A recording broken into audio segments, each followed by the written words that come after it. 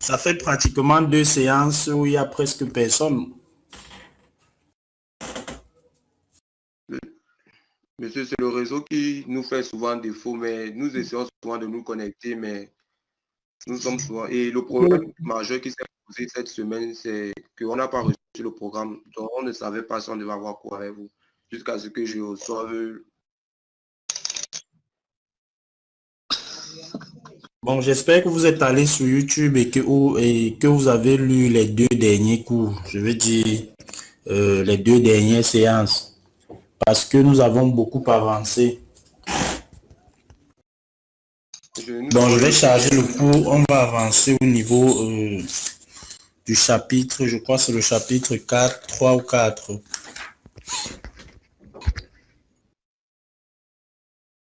Mais si vous avez des questions par rapport à ce que vous avez eu à écouter dans les audios précédents, je vous écoute pendant que je charge le cours. Il n'y a pas de questions par rapport au chapitre précédent. Pas pour l'instant. Vous dites? Pas pour l'instant, mais c'est peut-être en milieu de cours, on pourra vous arrêter lorsqu'on a des zones d'ombre. Ok.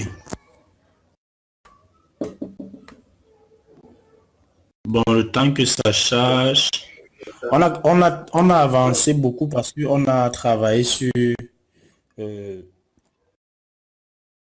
depuis les séances précédentes, nous avons travaillé sur le commerce international.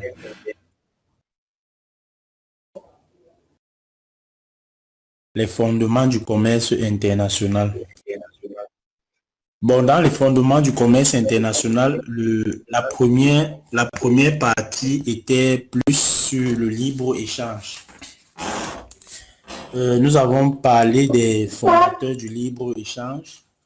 Dans les écoles de pensée en économie ou bien en sciences économiques, nous avons ressorti 2 grands auteurs, à savoir Adam Smith et David Ricardo. En fait, Adam Smith et David Ricardo, lorsqu'on les plonge dans l'histoire de la pensée économique, ils étaient parmi les libéraux.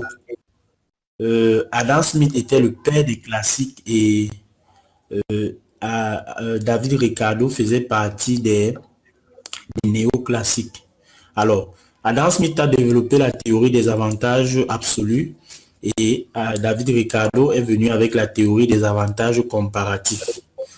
Lorsqu'on regarde à quoi ressemble le commerce international de nos jours, ça ressemble un peu plus à ce que David Ricardo a eu comme théorie, c'est-à-dire la théorie des avantages comparatifs.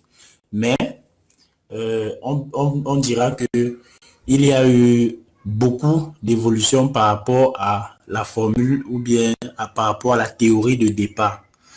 Aujourd'hui, nous allons travailler plus. Aujourd'hui, nous allons travailler plus sur le protectionnisme. Aujourd'hui, nous allons travailler sur le protectionnisme.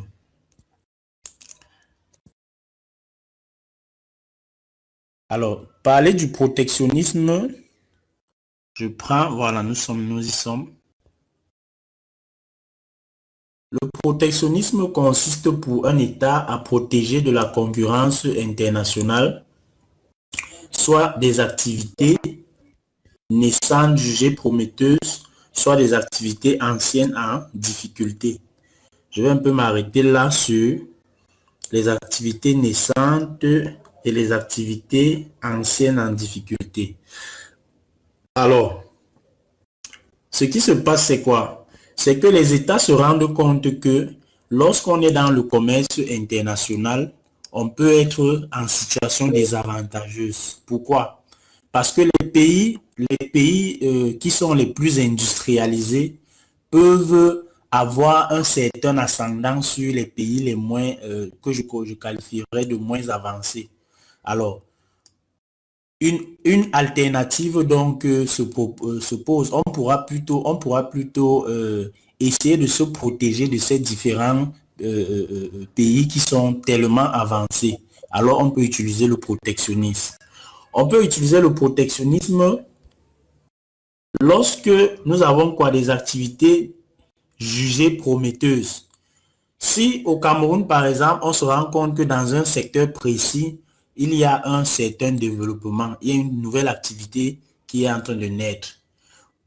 Pour ne pas se retrouver avec la concurrence déloyale des entreprises qui viennent de l'extérieur, on peut utiliser le protectionnisme pour mettre des barrières en se disant que non, laissons les entreprises camerounaises se développer d'abord et là, lorsqu'elles auront gagné le marché, peut-être avec le temps, on pourra accepter que les entreprises étrangères arrivent. Puisque imaginez-vous un seul instant qu'il y ait un nouveau produit à mettre sur le marché.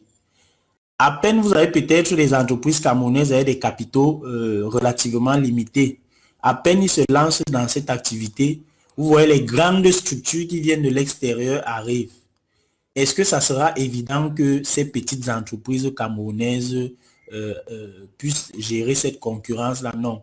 Alors, si on laisse ces entreprises entrer, elles vont venir balayer la concurrence camerounaise. Et le protectionnisme est aussi une forme de consommation du made in. Je préfère prendre le cas du Cameroun puisque c'est le pays dans lequel on se trouve pour effectuer des illustrations. Alors, au Cameroun, est-ce que les Camerounais consomment le made in Cameroun? Tellement la population a été néo-colonisée que on se dit que c'est ceux qui viennent de l'extérieur qui est bien. La preuve, lorsqu'on a un produit devant nous, on aime bien lorsqu'on regarde Made in USA, Made in France. On a aussi certains produits qui viennent de l'Asie, Made in Taïwan par exemple. Là, on regarde, on se dit non, ça c'est un produit de bonne qualité. Alors, dans le raisonnement du protectionnisme, on veut enlever ça. On voudrait que le consommateur résident puisse avoir envie de consommer les biens locaux. On a aussi les activités anciennes en difficulté. On peut avoir une activité, certes ancienne, mais qui est mise en difficulté. Pourquoi? Parce que il y a ceux-là qui viennent de l'extérieur. Prenons un peu le cas je veux prendre le cas du vin et peut-être de la bière. Imaginez-vous un seul instant qu'on avait seulement les entreprises camerounaises qui fabriquaient du vin. Si on avait seulement, je crois, on a notre entreprise, la UCB. Imaginez-vous qu'il y avait seulement UCB, qu'il n'y avait pas les brasseries, qu'il n'y avait pas Guinness. S'il y avait UCB, exclusivement UCB, ça veut dire quoi? Ça veut dire que la totalité des capitaux, la totalité des ressources et la totalité, la totalité des capitaux, si on reste là, et devait rester au niveau du Cameroun. Pourquoi? Les employés camerounais devaient consommer au Cameroun. Là, ça permettait au Cameroun d'évoluer. Les impôts devaient être payés exclusivement au Cameroun. Et maintenant, lorsque ces propriétaires des entreprises devaient avoir les dividendes, alors ces dividendes-là, ils devaient utiliser les mêmes dividendes ici au Cameroun. On ne devait pas se retrouver dans une situation de fuite de capitaux. Parce que si une entreprise vient de l'extérieur, lorsqu'elle va amasser ses différents profits, elle ira avec ça dans son pays d'origine. Le protectionnisme donc vise à limiter ça. Alors, on continue dans le sens du cours. Il s'agit d'orienter la demande vers les produits nationaux qui supposent une limitation des importations. Le protectionnisme veut que celui-là qui est résident qui est au Cameroun, par exemple, puisse consommer camerounais. Si tu consommes camerounais, ça veut dire que tu es en train de limiter l'importation de ce bien. Parce qu'un bien qui est consommé, qui est fabriqué au Cameroun, consommé au Cameroun, fera en sorte que le même bien, s'il est fabriqué à l'extérieur, il ne pourra plus venir, il ne pourra plus entrer. Parce qu'on va dire non, on consomme d'abord camerounais. Alors, quelles sont donc les techniques du protectionnisme? Pour appliquer le protectionnisme, plusieurs techniques s'offrent au gouvernement. Les principales étant les tarifications douanières et les restrictions quantitatives. Donc, nous allons d'abord prendre ces deux techniques-là. Les tarifications douanières on a les tarifications douanières et on a les restrictions quantitatives. Voilà. Si on commence par les tarifications douanières, le tarif douanier, c'est la mesure la plus ancienne pour limiter les importations et mettre en place des droits de douane.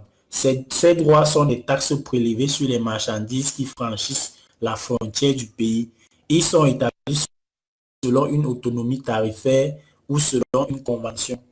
Sachez que le tarif douanier est une technique qui permet de limiter les importations. Pourquoi?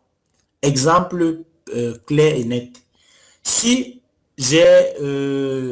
on fabrique un type de vêtement, c'est un type de vêtement au Cameroun, et que il y a aussi le même vêtement qu'on fabrique peut-être, je prends un pays au hasard, au Mali. Alors, le protectionnisme va faire en sorte qu'on consomme camerounais comment? Le vêtement produit au Cameroun peut coûter, disons, 5 000 francs. Maintenant, le même vêtement venant du Mali peut coûter, par exemple, 4 000 francs. Vous voyez que s'il entre dans le marché camerounais, alors on va préférer acheter le vêtement malien puisqu'il est moins coûteux. Alors, on va faire quoi pour limiter ça? On va prélever des taxes. Les taxes dont vont faire en sorte que le bien qui vient de l'extérieur devient plus coûteux. Disons-nous que les taxes font en sorte que le vêtement qui vient du Mali, au lieu de coûter 4 000 francs, il commence à coûter 5 500 francs. Vous verrez donc que les Camerounais vont préférer consommer le vêtement qui est sur place, qui est à 5 000 francs, de peur de dépenser ce 500 francs de plus. Alors, les importateurs vont dire, au lieu d'aller acheter au Mali et venir souffrir encore avec les tarifs douaniers, c'est mieux d'acheter donc ces vêtements, le vêtement camerounais et le vendre sur l'étendue du territoire national. Vous voyez donc que cette technique de tarification douanière permet de faire quoi? Permet de préserver les entreprises des nationaux. Alors, au-delà de la tarification douanière, nous avons aussi les restrictions quantitatives. Lorsqu'on parle des restrictions quantitatives, elles sont apparues avec la crise des années 1930. Parmi les techniques de restriction quantitative, on distingue les prohibitions. Pour certains produits, on a les stupéfiants, les alcools dans certains pays islamiques.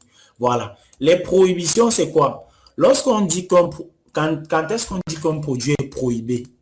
Si un produit est considéré comme étant prohibé, ça veut dire qu'on ne l'accepte pas sur le territoire. Carrément. Si peut-être si je prends le cas des stupéfiants, je vais prendre le cas des cigarettes pour rester dans les produits dans la norme. Si on se dit que non, on ne veut plus, on veut plus la consommation, par exemple, de cigarettes au Cameroun, on n'a qu'à écrire, rédiger une loi et dire que les cigarettes sont prohibées sur le territoire camerounais. Ça veut dire que toute importation des cigarettes devient quoi? On arrête tout, on va arrêter toutes les importations de cigarettes. Il n'y en aura plus. Là, ce sont les prohibitions. On a aussi le contingentement. En quoi consiste les contingentements? Ils indiquent soit le montant maximal des importations. Ils indiquent, on a les contingentements. Ils indiquent soit le montant maximal des importations pour une période donnée, soit la quantité maximale. Avec les contingentements, on peut limiter les importations. Comment?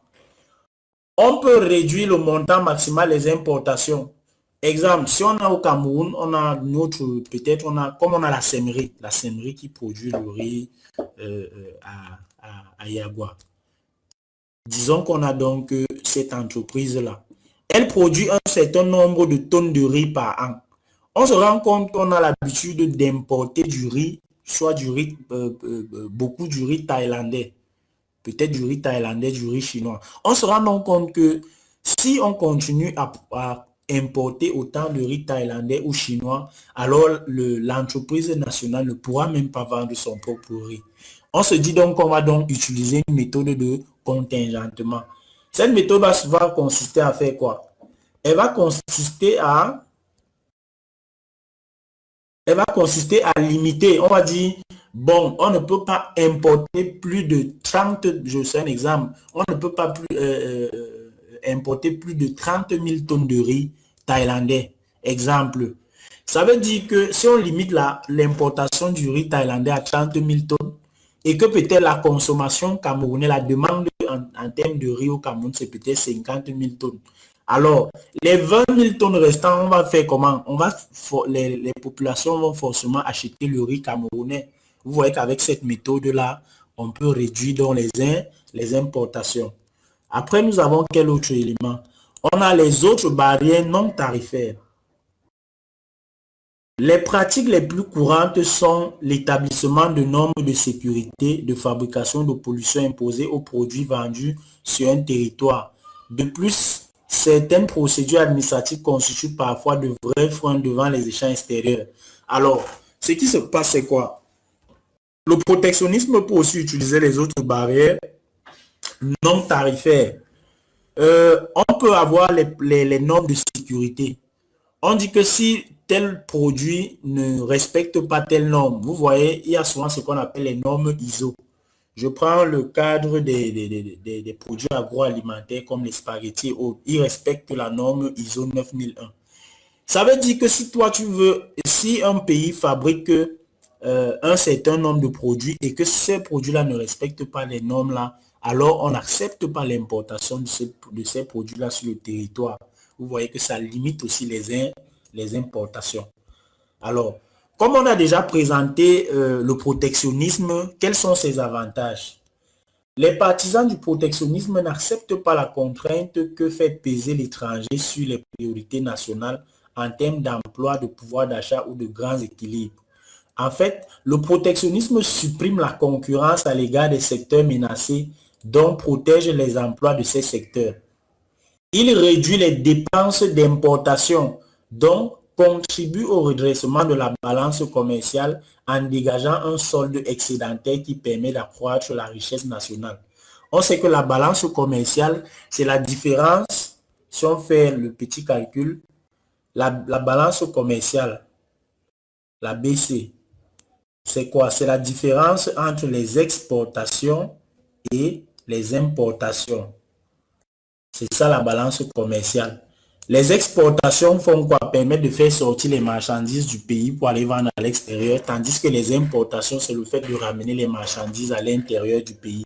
Alors, la balance commerciale, donc, lorsque tu es en situation de protectionnisme, l'avantage au niveau de la balance commerciale, c'est que tu auras une balance commerciale excédentaire. Ça veut dire que le volume de tes exportations seront supérieurs au volume de tes importations. Alors, il élimine la concurrence déloyale sur des secteurs jeunes n'ayant pas encore intégré le progrès technique. La concurrence déloyale, c'est quoi? Vous imaginez que vous lancez une activité et vous dites que le prix de vente, c'est peut-être 1000 francs.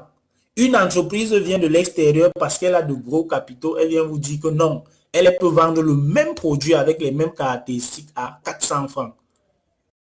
Avec cette concurrence-là, le producteur national ne peut même pas s'en sortir. Alors, s'il y a le protectionnisme, il n'aura même pas l'occasion d'entrer dans le pays. On a aussi autre avantage. Le protectionnisme permet à des secteurs qui traversent une crise ponctuelle de modernisation de se redresser.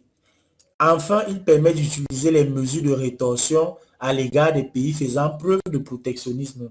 Ici, les mesures de rétorsion, c'est quoi? Si je suis un pays et que mes produits n'arrivent pas à entrer dans un autre pays parce qu'ils utilisent le protectionnisme, moi-même, je peux aussi utiliser le protectionnisme dans mon pays pour que les produits venant de ces pays-là n'entrent pas aussi facilement dans mon espace commercial. C'est un peu ça le jeu. Bon, on ne peut pas parler des avantages du protectionnisme sans parler aussi de ses inconvénients.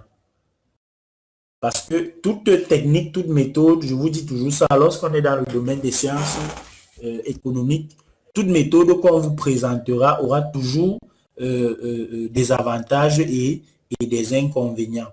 Alors, nous allons parler des inconvénients ou encore des limites du protectionnisme. Inconvénient du protectionnisme. Comme inconvénient du protectionnisme, on a l'aggravation du retard technologique. Pourquoi? Parce que si je limite mes relations avec les autres pays et que je n'accepte pas qu'ils viennent avec leurs produits, eux, ils peuvent développer une technologie que je n'ai pas encore. Moi, je serai en retard puisque je vais attendre que peut-être mes scientifiques nationaux essayent de développer cette technologie-là. Et je ne suis pas sûr qu'ils pourront développer ça à grande vitesse. La preuve, si je prends le cas du Cameroun, est-ce que la majorité des produits qu'on consomme, voilà, je prends dans le cadre de votre formation, vous faites quoi? Vous faites par exemple la maintenance du matériel biomédical. Est-ce que le matériel que vous avez souvent devant vous, est-ce que ce matériel-là a été fabriqué au Cameroun? Vous vous rendez compte que si le Cameroun attendait que ses ingénieurs et ses fabricants devaient fabriquer ce produit-là, on devait se retrouver en train d'attendre des années et des années. C'est pour cela qu'on préfère acheter les produits qui viennent de l'extérieur. Donc ça, c'est un inconvénient du protectionnisme. On a aussi le renchérissement des importations. Si nous mettons des barrières douanières, nous augmentons les taxes, alors les produits qui viennent de l'extérieur seront plus coûteux pour les résidents. On a la diminution de la qualité des produits. Pourquoi? Parce que si nous ne consommons que les produits qui sont dans le pays, on aura un véritable souci puisqu'il y aura une seule qualité de main-d'œuvre, par exemple. La main-d'œuvre ne sera pas diversifiée, alors forcément la qualité des produits ne sera pas aussi bonne que celle qui vient de l'extérieur. On a l'exacerbation des rivalités nationales. On a le dirigisme de l'État. Le dirigisme de l'État, ça veut dire qu'à chaque fois qu'on va vouloir produire, à chaque fois qu'on va vouloir parler des éléments concernant le commerce, ce sera toujours l'État qui va mener toutes les politiques. Alors l'État sera tellement devant que les producteurs même ne pourront pas savoir quelles sont les différentes orientations à prendre, ou ils seront toujours obligés d'attendre les orientations étatiques. Alors, on a une diminution des exportations. Pourquoi? Si je n'accepte pas qu'un pays vienne avec de la marchandise dans mon espace commercial, forcément lui aussi va dire non. Ils ont refusé que j'exporte par exemple le maïs là-bas. Alors si eux ils ont les arachides, nous aussi on va refuser qu'ils viennent avec ces arachides là chez nous. Forcément ça va donc diminuer les exportations. On a comme autre élément,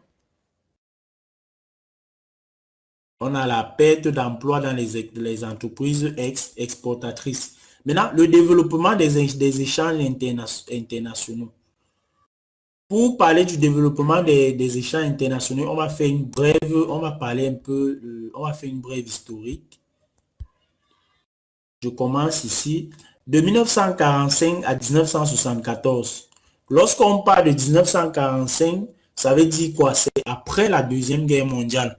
Le commerce mondial s'accroît à un rythme plus rapide que la production, à moins de 6,5% par an contre 4,5%, à la faveur de la construction de l'Europe et du Japon, de l'ouverture des frontières, du développement des moyens de communication. Parce que lorsqu'on parle de 1945 à 1974, c'est après la Deuxième Guerre mondiale. La Deuxième Guerre mondiale a fait en sorte que plusieurs pays européens soient touchés. Touchés en ce sens que il y a eu des bombardements, il y a eu des destructions de villes.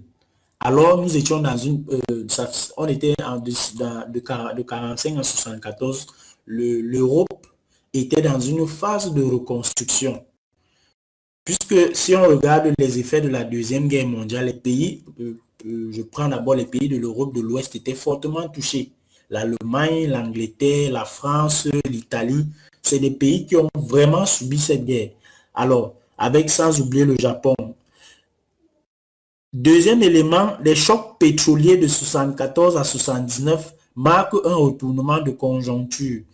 Les pays développés enregistrent les déficits commerciaux importation supérieure à exportation, tandis que la concurrence internationale s'avive.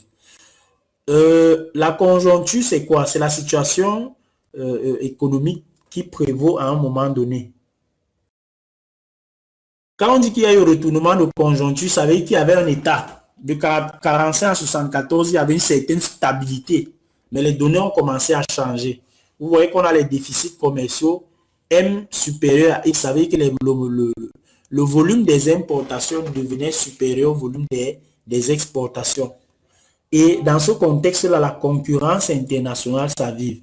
Le fait que la concurrence internationale s'avive, pourquoi? Parce que tous les pays sont entrés dans la logique ou dans la logique du libre-échange. Ça veut dire que même ceux-là qui n'avaient pas l'habitude d'exporter se sont mis à exporter les différents biens. En dépit, on part dans l'autre phase, en dépit de la montée des pressions et des pratiques protectionnistes, la vitalité des échanges internationaux ne s'est pas démentie au cours de la dernière décennie.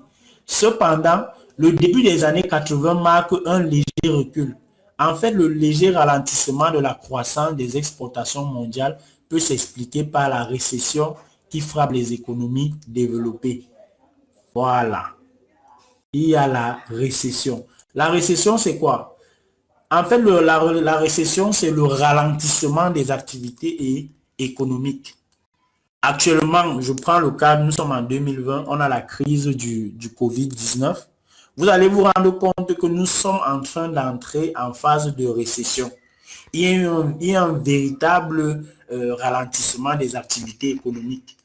Lorsque les entreprises vont sortir leurs chiffres en fin d'année, vous allez vous rendre compte que sur la période allant de mars jusqu'à présent, nous sommes déjà au mois de mai, vous allez vous rendre compte que sur cette période-là, avec les mesures barrières, avec les mesures prises par le gouvernement, je parle du confinement et le fait que les entreprises n'ouvraient pas à partir de 18 heures, ça a créé quoi? Ça a créé une récession, un véritable ralentissement des activités. C'est ce qui est arrivé dans le monde dans les années 80.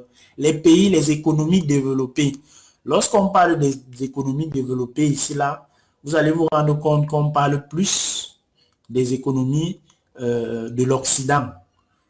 Quand on regarde la partie occidentale, on voit plus l'Europe de l'Ouest, les États-Unis. En fait, ces pays-là donc étaient en récession, ce qui a permis qu'il y ait cette conjoncture-là. Les échanges, on passe à l'autre étape, les échanges n'agissent plus depuis quelque temps comme moteur de l'économie mondiale.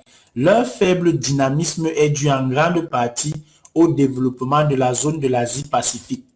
Taïwan, Corée du Sud, Japon, Singapour, Hong Kong, Chine, qui prend une part croissante dans le commerce international en devenant le premier partenaire du Nouveau Monde, l'Amérique, mais aussi du vieux continent, l'Europe. Voilà. À ce niveau-ci, on se rend compte que les économies asiatiques ont commencé à se développer. Parce que lorsqu'on regarde ces pays-là, on regarde Taïwan, la Corée du Sud, le Japon, Singapour, Hong Kong et la Chine.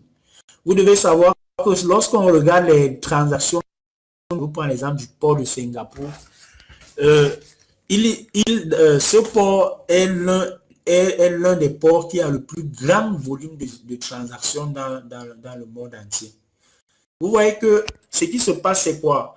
À l'époque, on savait que dans le monde, il y avait le vieux continent, c'est-à-dire l'Europe. Lorsqu'on parle même de l'Europe, les grandes puissances, c'était plus l'Europe de l'Ouest. Comme j'ai cité ces pays-là, l'Italie, la France, l'Angleterre et autres. Alors, ces pays-là se sont vus rattrapés par les pays asiatiques. Les pays asiatiques ont commencé à développer le commerce international. Et c'est ça qui a fait en sorte que les échanges, les échanges maintenant ont été orientés vers celle-là. Les États-Unis donc ont commencé, puisqu'on parle des pays du Nouveau Monde, les États-Unis d'Amérique ont commencé à avoir de forts volumes de transactions avec ces pays-là. L'Europe aussi est entrée dans la danse. Ça veut donc dire que Avant, on se focalisait plus sur l'Europe en termes de commerce international, mais avec le temps, ce sont les pays asiatiques qui ont commencé à mener la danse. On descend maintenant entre 1980 et 91. La part des matières premières dans les échanges internationaux a diminué de moitié. Parallèlement au reflux des prix du pétrole, les produits manufacturés ont pris une place croissante et le secteur des machines et du matériel de transport s'est fortement développé. Dans le domaine des services, les États-Unis, 16,7% des exportations en 91, dominent encore le marché où la France occupe la deuxième place. Ici, on se rend donc compte qu'il y a eu le développement de quoi? Quand on parle du matériel de transport, je prends plus les véhicules. Vous savez, dans les années antérieures, lorsqu'on prend au départ 1945 et 50, le fait d'avoir un véhicule, ce n'était pas encore ça. Mais dans les années 80-90, le véhicule est devenu, on peut dire, on a un peu entré dans une phase où chaque individu pouvait s'acheter son propre véhicule pour ses besoins de déplacement. Vous voyez que là, ça a permis que les industries de l'automobile puissent se développer. À côté, nous avons aussi les industries du service. Et pendant ces années-là, les industries du service les plus développées étaient américaines. On a 9,4%, 10 milliards de francs d'excédent, suivi par l'Allemagne, 6,7%, l'Italie, 6,3%, le Royaume-Uni, 5,9% et le Japon, 4,7%. Bon, lorsqu'on passe donc, on a fini un peu de ressortir cette historique-là. On vient à ce niveau-ci où on va parler des organismes qui ont essayé de réglementer le commerce international. De réglementer comment?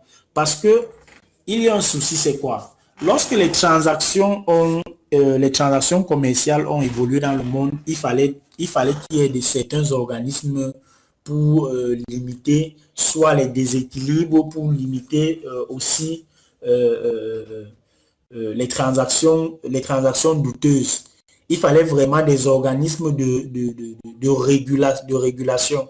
On a donc au départ le GATT, parce que ça, vous devez le savoir, le GATT est né et a été remplacé par la suite par l'OMC. Alors, le GATT, les accords, quand on parle du GATT, c'est le GATT, c'est le General Agreement of Tariff and Trade. Bon, c'est un peu mal écrit ici. C'est le General Agreement of Tariff and Trade. Alors, il a été signé à Genève en 1947 par 23 membres, dont la Tunisie. Il élabore un code de bonne conduite des échanges internationaux et définit les grands principes régissant le commerce international. Son objectif principal est de permettre aux pays adhérents de bénéficier des avantages du libre-échange et d'éviter le retour au protectionnisme. Alors, en fait, le GATT, c'est un accord multilatéral de libre-échange. Il était destiné à faire quoi? À baisser les prix pour les consommateurs, à mieux utiliser les facteurs de production et favoriser l'emploi dans les secteurs où chaque pays détient un avantage comparatif. En fait, le GATT permettait de garder, de raviver la flamme du libre-échange pour ne pas se retrouver en situation de protectionnisme. Alors, le principe du GATT repose sur, on dit qu'il repose sur 3 principes. On a la non-discrimination ou la clause de la nation la plus favorisée, l'élimination des restrictions quantitatives. Je vous ai parlé des restrictions quantitatives dans le protectionnisme et l'interdiction du dumping et des subventions à l'exportation. Le dumping, c'est une situation où un pays, lorsqu'il exporte, vend d'abord plus cher. Le même produit qu'il exporte, il vend d'abord ça plus cher dans son propre pays avant d'aller vendre ça à l'extérieur. Donc, ça veut dire que les résidents en situation de dumping, les résidents consomment à un prix plus élevé que ceux qui sont à l'extérieur. Alors, Les subventions à l'exportation, c'était quoi? Ici, c'était du genre, l'État subventionnait les produits qui devaient être exportés. Et le subventionnement de ces produits, le subventionnement de ces produits permettait à ce que les exportateurs pouvaient vendre ces produits moins chers à l'extérieur. On a autre élément, l'Uruguay Round et l'OMC. Bon, je vais descendre ici là. L'intégration régionale entre libre-échange et protectionnisme. Voilà. Je crois qu'on a parlé de l'OMC ici. Bon, je vais prendre là. On parle d'abord d'ici. L'URW remporte sur les domaines tarifaires et non tarifaires et inclut les services, l'agriculture, la protection, la propriété intellectuelle, ainsi que des mesures relatives à l'investissement et liées au commerce.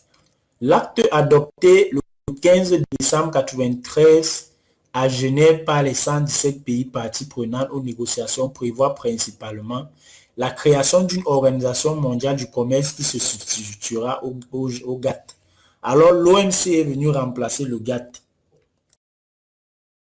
Le durcissement des mesures anti-dumping, la réduction des droits de douane en 5 ans, la réduction de 21% du volume des exportations subventionnées, le démantèlement de l'accord multifibre en 10 ans. L'entrée en vigueur de l'accord a été prévue pour le 1er janvier 1995. Alors, ici, on m'a dit que l'OMC a été mise en vigueur à partir de 1995. Il a pour objectif de libéraliser le commerce en constituant un cadre pour la négociation des grands accords commerciaux. En fait, il y aura le règlement des différends, il y aura l'aide des États en développement et aussi, il devait assurer le lien avec tous les autres organismes internationaux.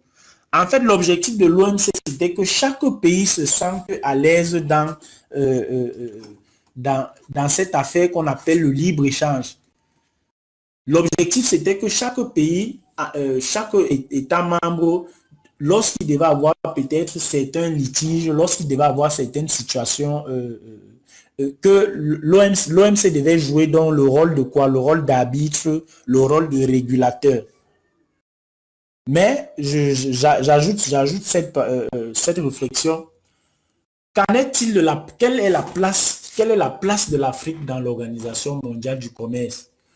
Parce que c'est bien beau de dire que les échanges vont être mis en place et que à chaque fois qu'il y aura peut-être un litige, il y aura un organisme de régulation. L'Afrique a tellement été mis au dernier rang qu'on se pose la question, quelle est réellement sa place dans l'Organisation mondiale du commerce?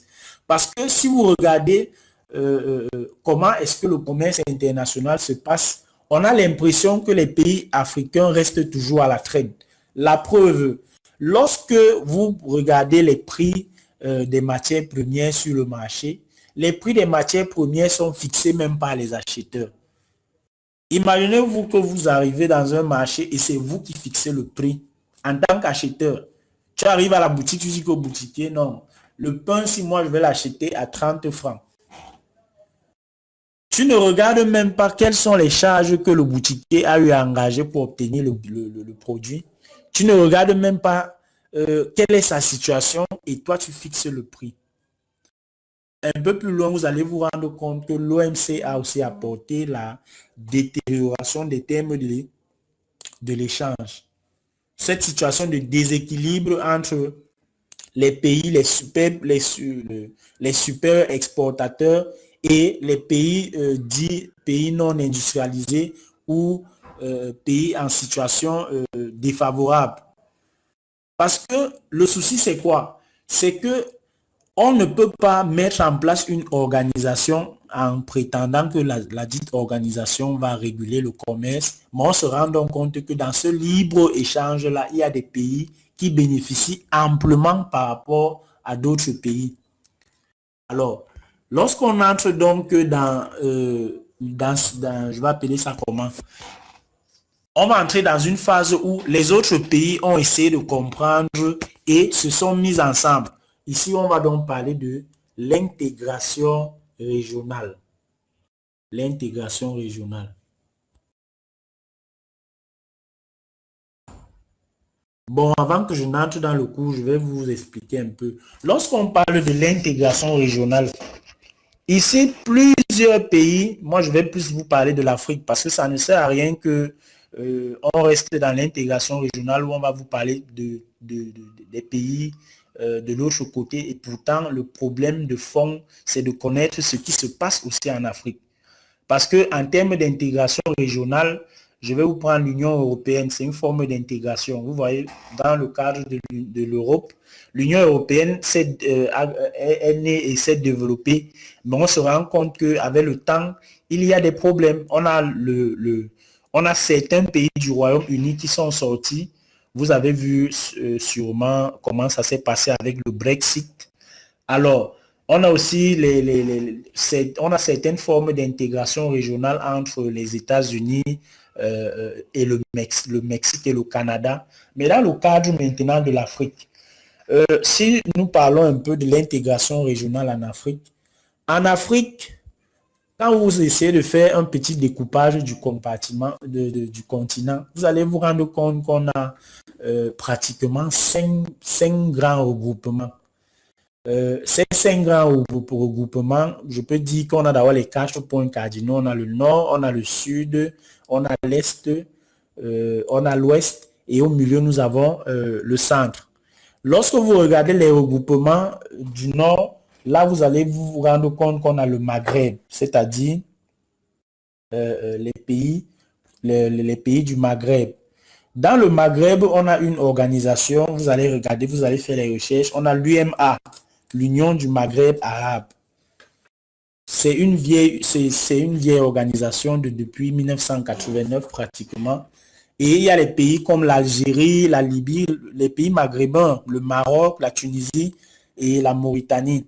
Alors, après, lorsqu'on rentre maintenant dans l'Afrique de l'Ouest, si on prend le côté ouest, vous allez vous rendre compte qu'on a la CEDEAO. Ça, c'est une union régionale, sous-régionale. La CEDEAO, c'est la communauté économique des États de l'Afrique de l'Ouest.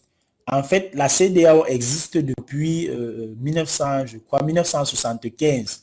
Elle a 15 membres. Vous allez vous rendre compte qu'il y a la majorité des pays de l'Afrique de l'Ouest dans la CEDEAO. Mais la CEDEAO, c'est la communauté économique des États de l'Afrique de l'Ouest, mais il y a aussi une union monétaire qui est l'UEMOA, l'Union économique et monétaire ouest-africaine. Là-bas, nous avons 8 pays. Alors, dans l'UEMOA, nous avons quoi? Nous avons ces pays-là qui utilisent le franc CFA, comme le franc CFA qu'on est ici dans l'Afrique centrale.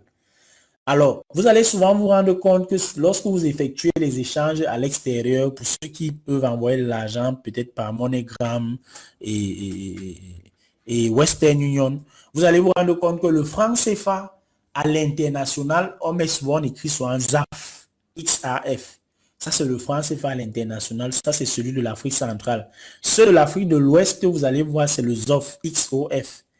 En fait, c'est la codification de ces monnaies-là à l'international.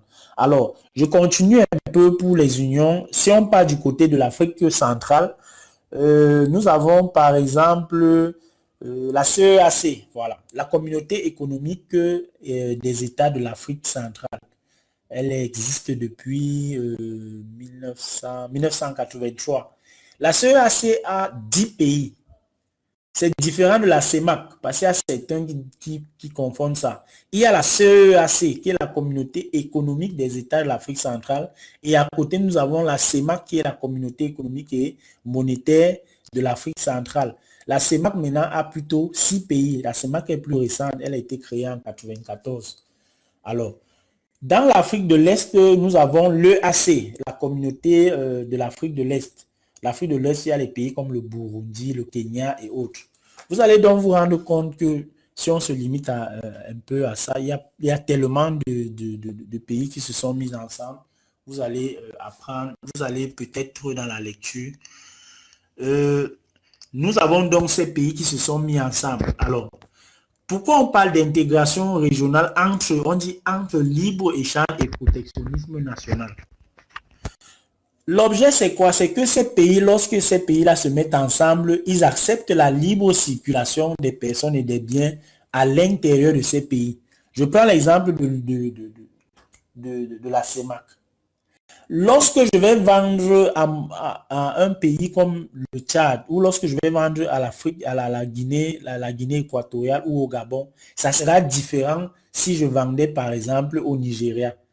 Parce qu'en vendant au Tchad, nous sommes dans la CEMAC ensemble. Je ne peux pas mettre les barrières avec le Tchad comme je devais mettre les barrières avec le Nigeria. Le Nigeria appartient là-bas à la CEDEAO de l'autre côté, mais n'appartient pas à la CEMAC.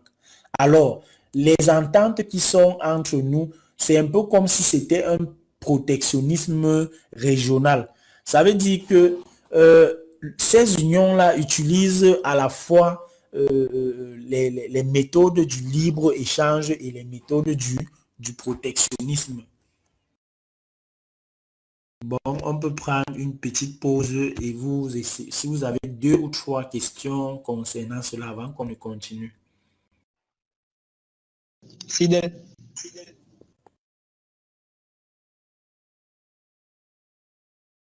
Oui, monsieur Nganzou, je vous écoute.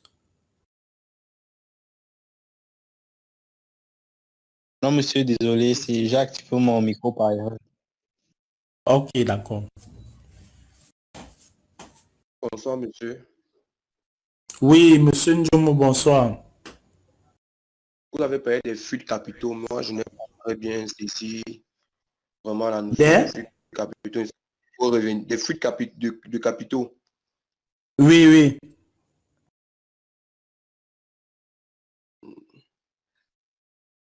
Et je disais, vous Oui, avez en parlé des flux fait, de allô? capitaux. Oui, oui, je Oui, vous monsieur, écoute. je dis que Oui, je j'ai voulais parlé des savoir- flux de capitaux dans un contexte. Vous me comprenez? Oui, monsieur. En fait, j'ai parlé de flux de capitaux dans un contexte bien précis. En fait, les flux Oui, de dans le capitaux, si je veux protectionnisme. aller dans un sens... Allô? Vous dites? C'est là où vous avez parlé des flux de capitaux. Oui. Je disais que j'ai parlé des fuites de capitaux dans un sens précis. Mais si on va un peu dans un sens plus large, parler des fuites de capitaux, c'est quoi? C'est que l'argent qu'on aurait pu avoir dans ce pays, si c'était par exemple les résidents qui bénéficiaient de cet argent, alors on se retrouve dans une situation où cet argent doit rentrer. Exemple, tu utilises peut-être la connexion Orange, non pas, je sais un exemple, tu utilises peut-être la connexion Orange. Ça veut dire que tu as fait quoi? Tu as pris ton argent, tu as donné à la maison Orange pour obtenir le crédit de communication. L'entreprise Orange n'est pas une entreprise camerounaise fondamentalement, parce qu'il y a la grande entreprise qui est à l'extérieur. Alors, lorsque cette entreprise-là va réaliser des bénéfices, ces bénéfices-là vont être rapatriés dans le pays d'origine de l'entreprise. Tu vois donc que ce sont des capitaux. Si l'entreprise Orange était purement camerounaise, on ne devait pas perdre ces capitaux-là. Tu vois donc que en fait, c'est une forme de fuite de capitaux. Parce que l'argent qui devait rester dans le pays se retrouve en train d'aller à l'extérieur. Et on va perdre cet argent-là parce que les investissements que cette entreprise pouvait effectuer sur cet argent ne va plus être, ces investissements ne seront plus faits au Cameroun, mais seront faits ailleurs. Alors là, il y a des capitaux qui vont partir. Est-ce que vous avez compris maintenant? Oui, monsieur, là, maintenant, c'est plus.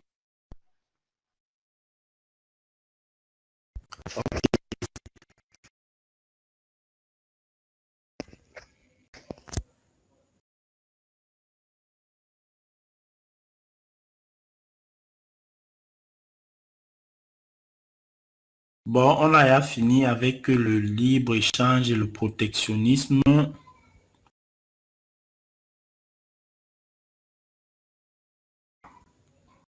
J'espère que vous avez bien appréhendé la notion d'intégration sous-régionale avec les exemples qui ont été donnés avec ces unions-là, à l'instar de la CEMAC, la CEAC, la CEDEAO. Il est bien vrai qu'au niveau de la CEMAC, il y a une petite barrière. Je prends un exemple, c'était en 2013, on voulait fortement avoir cette libre circulation des personnes et des biens. Vous voyez un peu le système qu'il y a en Europe. dans l'Union européenne où un Français peut se lever et aller par exemple en Angleterre, en Italie par exemple. Un Français peut facilement aller en Italie, un Italien peut facilement aller en Espagne. Juste pourquoi? Parce qu'ils savent qu'ils appartiennent tous à l'Union européenne.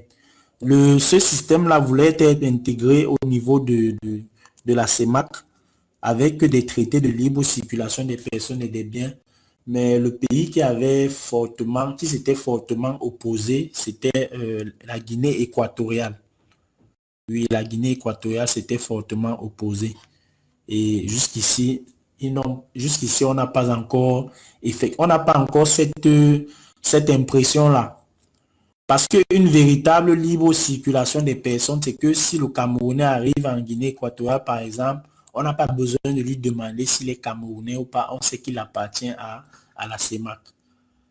Mais avec le temps, les pays africains sont en train de comprendre que ce serait vraiment avantageux d'entrer dans cette logique de libre circulation des personnes et des biens. Bon, je vais maintenant aller un peu plus loin avec certaines explications. On a la zone de libre-échange, l'union douanière, le marché commun, l'union économique et monétaire. Bon, je vais la reprendre là. Bon, on a la zone de libre-échange. Les pays membres éliminent entre eux les droits de douane et les restrictions quantitatives à la libre circulation des marchandises. Chaque membre conserve cependant son propre arsenal de protection vis-à-vis des pays tiers. La zone de libre-échange, ce qui se passe, c'est que si je vais expliquer toute la partie ici avec la CEMAC pour qu'on n'ait pas les idées dispersées. Disons-nous que nous avons nos 6 pays de la CEMAC là. Lorsqu'on est donc en situation de libre-échange, les échanges sont libres entre les 6 pays. Mais lorsque tu veux effectuer l'échange avec un pays qui est hors de cette zone-là, ça devient différent. Les règles sont différentes. On a maintenant l'union. Après la zone de libre-échange, on a fini la zone de libre-échange. On a l'union douanière. Elle est plus poussée que la zone de libre-échange dans la mesure où les partenaires adoptent une politique commerciale marquée par l'instauration d'un tarif extérieur commun. Ici, dans l'union douanière, ça veut dire qu'on s'entend déjà que non. Les tarifs douaniers dans les pays de la zone sont exactement les mêmes. De telle sorte que celui qui vient de l'extérieur ne va pas bénéficier donc de cette tarification-là. Après, nous avons ce qu'on appelle le marché commun. En plus du tarif extérieur commun, les pays membres éliminent toute entrave au mouvement de facteurs de production à l'intérieur de l'Union. Dans le marché commun, ça veut dire qu'il y a la libre circulation des biens. Une libre circulation des biens et des personnes. Après, nous avons ce qu'on appelle l'union économique. Elle comprend en plus d'un marché commun une harmonisation des politiques économiques des pays membres. Ça veut dire que les pays membres acceptent d'harmoniser leur politique économique.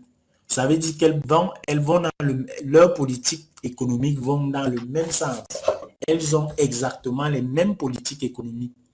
Maintenant, nous avons donc l'union économique et monétaire, le cas précis de la CEMAC.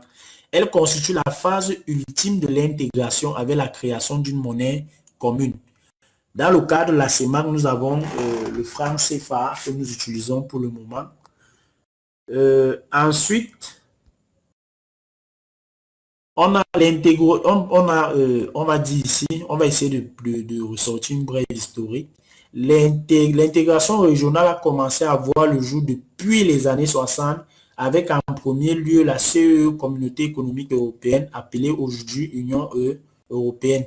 Puis, avec d'autres groupes régionaux tels que l'ALENA, accord conclu entre les États-Unis, le Canada et le Mexique, et le groupe régional d'Asie, des pays d'Asie de l'Est. Même en Afrique, il y a eu une tentation de construction d'un groupe régional, l'UMA, entre la Tunisie, l'Algérie, la Libye et le Maroc, l'UMA. La régionalisation, donc, est une nouvelle forme d'organisation des échanges internationaux. Elle se base sur le bilatéralisme et se substitue au multilatéralisme, un des fondements de base du libre-échange et de l'OMC. L'intégration régionale constitue, en d'autres termes, un protectionnisme régional entre blocs commerciaux.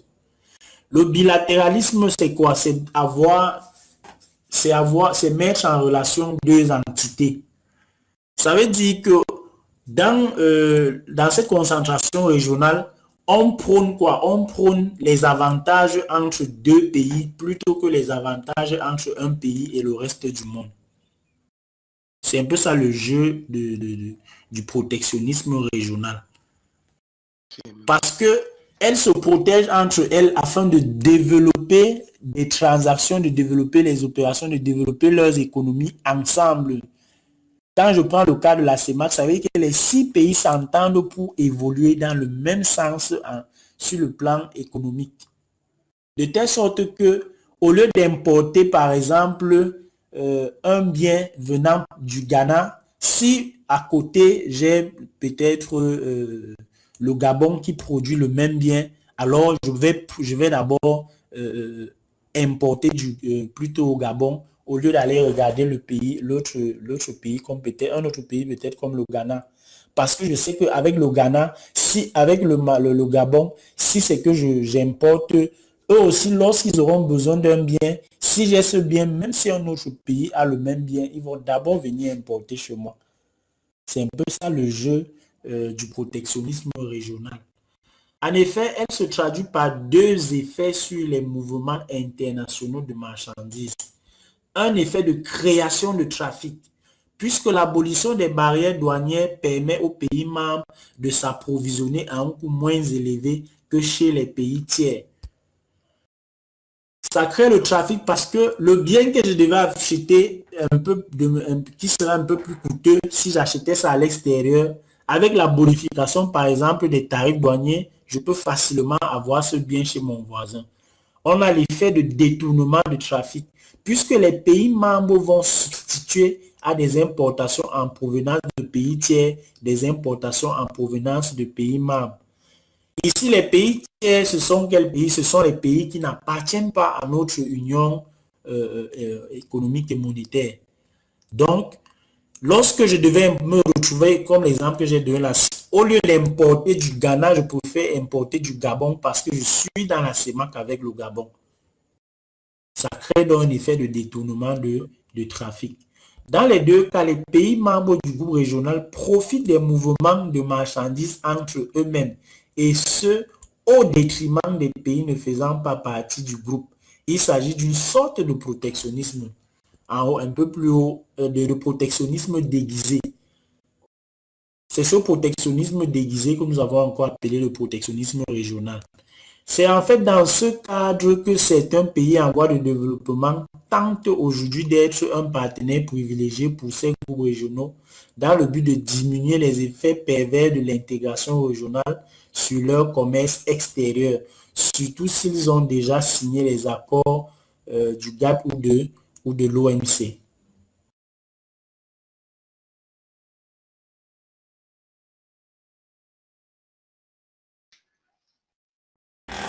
Bon, nous avons fini avec le chapitre portant sur les fondements du commerce international.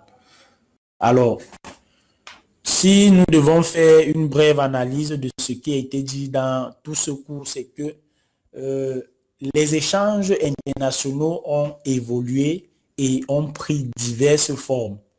De manière, en gros, on peut dire que si on essaie de classer, on a le libre-échange, on a le protectionnisme et on a le protectionnisme régional qui épouse un peu le libre-échange et le protectionnisme.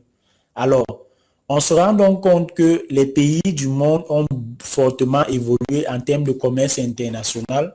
Lorsqu'on rentre un peu plus loin, les pays de l'Europe, étaient considérés comme ceux-là qui avaient les plus grandes transactions en termes de commerce international. Mais les données ont beaucoup changé. Les données ont changé jusqu'à ce que les pays asiatiques sont entrés dans la marche et ces pays asiatiques-là ont tellement développé leur commerce international ils se sont retrouvés, on peut même dire, au même pied d'égalité que les pays occidentaux.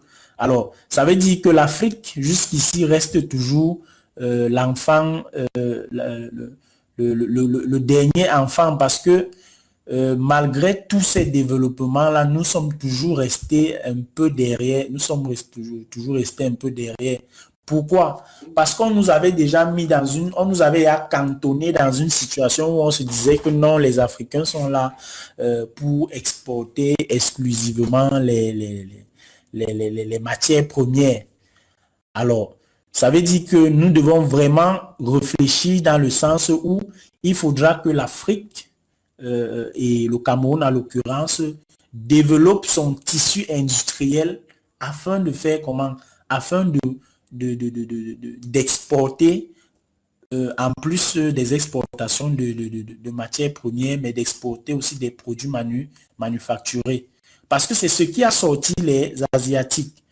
L'avantage au départ, c'était quoi? C'est que les Européens et les Américains, bon, surtout les Américains partaient installer leurs usines dans les pays comme la Chine, comme à Hong Kong, comme à Taïwan. Ils partaient là-bas parce qu'ils se disaient que la main-d'œuvre était bon marché. Mais ils ont oublié que lorsqu'ils partaient avec leurs différentes technologies, alors ceux-là aussi, ils imitaient. C'est comme ça qu'ils ont commencé à développer leurs propres usines et ils ont commencé donc à vendre aussi les mêmes biens, les mêmes articles que ces Occidentaux. Vous savez que la guerre commerciale dans le monde est devenue très grande.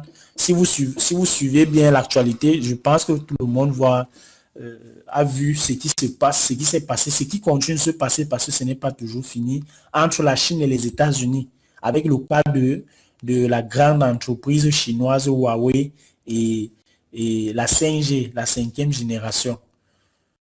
En fait, les États-Unis, c'est un peu comme l'enfant, le gars qui sort toujours premier de la classe, mais il est tellement sorti premier de la classe qu'il a commencé à dormir au premier banc.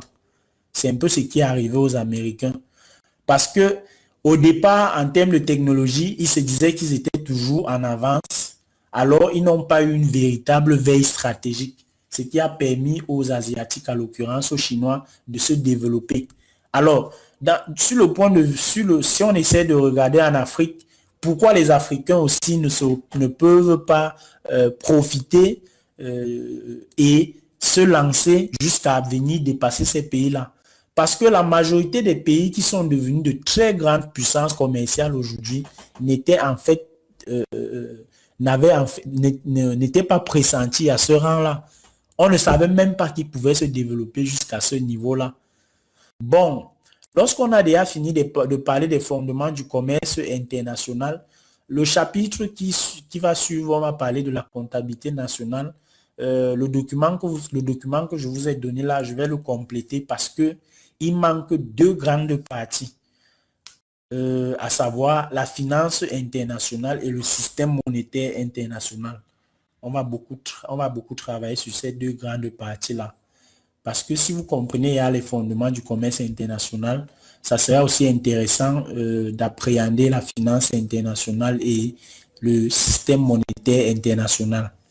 Donc, je vais vous donner une ou deux minutes pour poser les questions avant de clore la séance. Ok, monsieur. Oui, monsieur Ngansou, je vous écoute. C'est par rapport au dernier point que vous avez suggéré par rapport à ce que vous avez dit pour le Cameroun qui n'évolue pas en termes de technologie. Par rapport au cours, c'est bien beau. Par rapport au cours, c'est bien beau de nous dire tout ça, que l'Afrique devrait investir dans l'industrie. Ce n'est pas ce qu'on observe. Ce n'est pas ce qu'on observe. Pourquoi il n'y a pas une organisation peut-être Oui, on va prendre en main les ingénieurs qui vont faire tout ça, qui vont prendre en main les ingénieurs qui vont... Parce qu'il y en a.